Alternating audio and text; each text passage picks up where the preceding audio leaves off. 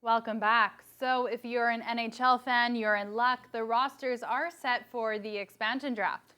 Yes, they are, and they might not be what you're hoping for if you're a Montreal fan.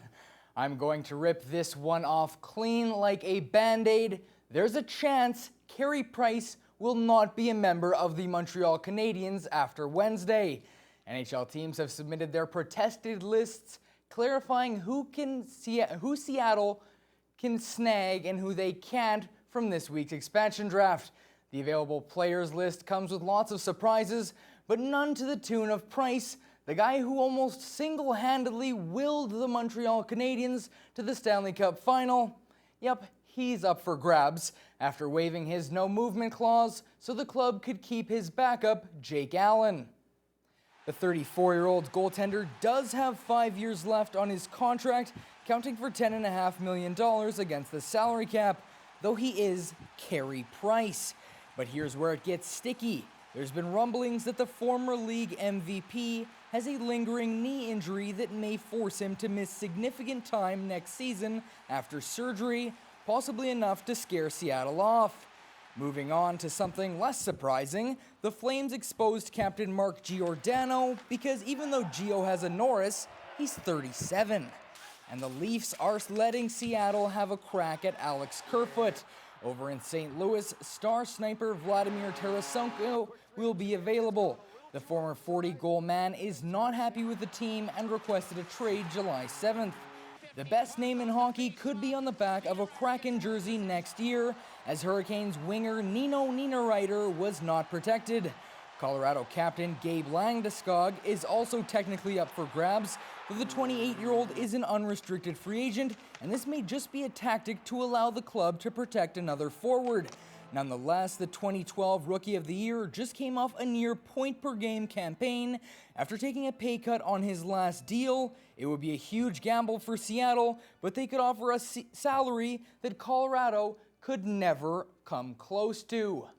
But remember, folks, just like 2017, there is sure to be plenty of backdoor deals, so all your favorite players may be safe. Unless you like Tampa Bay, then come on, share the wealth. Now moving to golf, where the oldest tournament in sport just came to a close, and an American golfer just joined a list that includes himself and Tiger Woods. Colin Morikawa shot a bogey-free 4 under 66 in the final round to take home the British Open title. Only him and Tiger have accomplished that and a PGA championship before the age of 25. Canadians Corey Connor and Mackenzie Hughes were in competition coming into the day. Connors faltered big time in the final round, going 3 over. Hughes fared better, improving on his 3-day performance, ending in a tie for 6. We'll hear from Hughes in a sec, but here's the champ. This is by far one of the best moments of my life. To see everyone out here, look at all these fans. Let's hear it for you guys. You guys have been amazing. I'm obviously very biased being from the U.S., but to see some of the best crowds I've ever seen out here, I look forward to making my trip every year to the British Open and see you guys cheer us on. To be called the Open Championship winner, to be called the championship winner of the year, it gives me chills. It's giving me chills right now. So thank you guys to everyone, every single one of you out here. When you have high finishes like that and when you play with the best players in the world and hang in there and stay with them, it does a lot for you. Coming into this year, I really didn't have much success in the majors, and then I started to make a few cuts and then got in contention these last 2. So been building towards some some better finishes and some big time trophies. Well, after Saturday's game was rained out, the Blue Jays had an afternoon chocked full of action versus the Texas Rangers. And the hype that they can soon return home must have motivated the Jays, who laid back-to-back beatings on the lowly Rangers, first with a 5-0 shutout, and if that wasn't enough, the Bats really came out to play in Game 2 of the doubleheader. Bottom of 1, bases loaded, Jays already up 2, Lourdes Gurriel Jr. swats one over the left field wall, A little late for breakfast, but that's a grand slam. They've surpassed their showing in the first game of the day already. But Vladdy, of course, wants in on the action. Guerrero Jr. hitting a solo jack for his 31st bomb of the season. Now it's 7. Very next batter, George Springer, thinks, why not? He should make it a hit parade. He goes yard 2. Why chase that? It's gone. And Springer is hyped for his 6th of the year that has been decimated by injuries, only his 21st game of the year so far. Now it's Randall Grichuk's turn. With one runner on, he blasts his 18th homer. Toronto would only need 2 innings to put up 10 runs. Can you believe that? The score would stay there though through 7. The Jays are now 48 and 42, still 3rd in the AL East. Springer likes what he sees.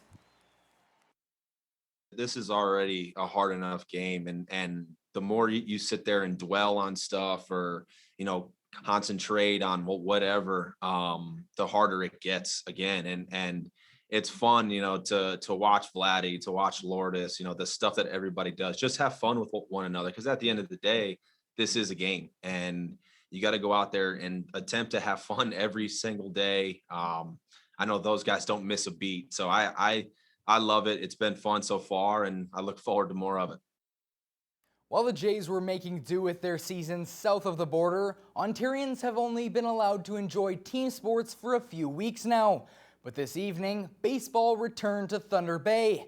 As Mitchell Ringos tells us, Senior League Baseball was a welcome sight for dozens of locals. The first game of the Senior Baseball League took off with a bang as the Daytona Dodgers faced off against the On Deck A's in a game that was sure not to disappoint. The teams have not played in over a year, canceling out all of last season and almost missing this season too. But once they got the go-ahead, the teams scrambled to get players together. Even though Daytona Dodgers manager John Ritchie couldn't get the perfect roster, he was still happy with their defense and depth for the team and spoke about how it felt to be back. Well, it's a joy to be back. I mean, as you said, we missed the whole last year and it was killing us. I mean, we're used to playing every summer, and it was just, and it's time to get back, and everybody's looking forward to it. Both teams had to get back in the flow of the game as the On Deck A's manager Brennan Tianhara expects the players to be rusty coming in. But hitting is what they are going to be focusing on this year, as he says they have a lot of depth in that department, but is hopeful and happy about what this year holds for the A's. Yeah, no, it was kind of a bummer last year not getting to play. Weren't able to do much or at all, really, right, because of COVID and everything. But we ended up getting quite a few guys together for the team this year. So yeah, it should be a good year. Even though both teams weren't 100% ready for opening day, they still went out and gave their all to the people who came out to finally see some live baseball. Ritchie said that all teams and management did an amazing job getting the season ready. I've been, Googling other cities and whatnot, and they're iffy about if they're going to get going and stuff. But everybody did their homework. Ontario Baseball Association gave us a blessing, so off we go.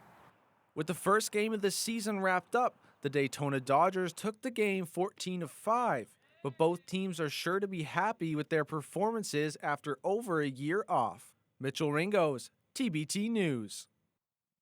So great to see local baseball back at it. We'll have your local weather coming up after the break. Stay with us.